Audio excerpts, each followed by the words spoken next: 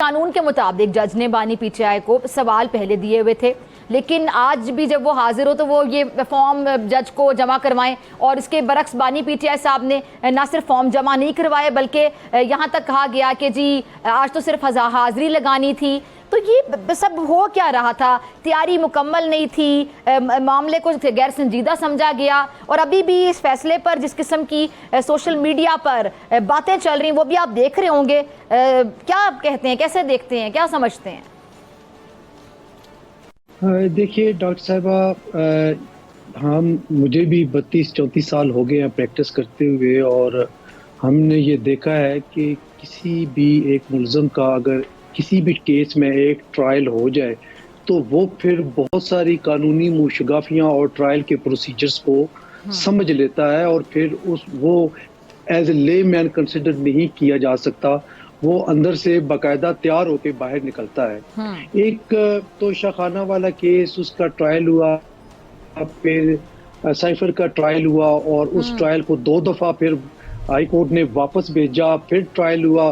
تو یہ سارا پروسیس اتنا لمبا چوڑا تھا، جو کہ میرا خیال ہے کہ جن پہ فرض جرم عائد ہوتی ہے وہ سارا مائنوٹلی دیکھ رہے ہوتے ہیں، واچ کر رہے ہوتے ہیں۔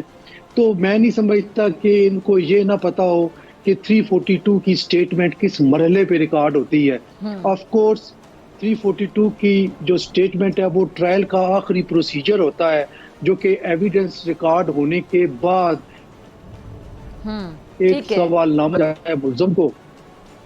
آلدو کہ جو 342 کی سٹیٹمنٹ ہوتی ہے وہ ڈیفینس کونسل جو ہیں وہ خود ان کا جواب لکھواتے ہیں، یہ روایتاً ہے یا رواجن کہہ لیں، لیکن سی آر پی سی میں کہیں بھی یہ نہیں ہے کہ وکلاء حضرات وہاں موجود ہوں گے تو وہ جواب لکھوائیں گے۔ پہلی بات تو یہ ہے۔ اب اس کا یہ کہنا ان کا اس حوالے سے کہ مجھے دھوکے سے لایا گیا، میں نہیں سمجھتا کہ اس میں کوئی ایسا دھوکے والی بات ہو۔ جب آپ سے جج نے پوچھا کہ وہ 342 کی سٹیٹمنٹ کہاں ہے تو آپ نے کہا کہ وہ بیرک میں پڑی ہے اور میرے وکلاء کا انتظار کریں۔ اینی ویز، اب باقی بات جج پہ آ جاتی ہے کہ انہوں نے کس طرح اور کس اجلت میں فیصلہ کیا، وہ بھی اپنی جگہ پہ ایک ضرور ایک وزن والا پوائنٹ ہے، اور وہ یہ ہے کہ 342 کی سٹیٹمنٹ میں 2 کوسچن لازمی آتے ہیں۔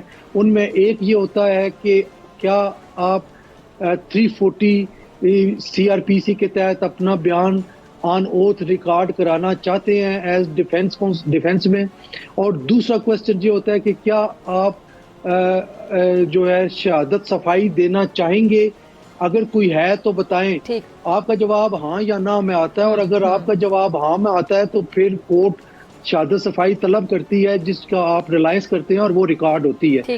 یہاں پہ نظر یہ آ رہا ہے کہ شاید 342 کو سکپ کر دیا گیا اور وہ رائٹ آف ڈیفینس ان کو نہیں ملا۔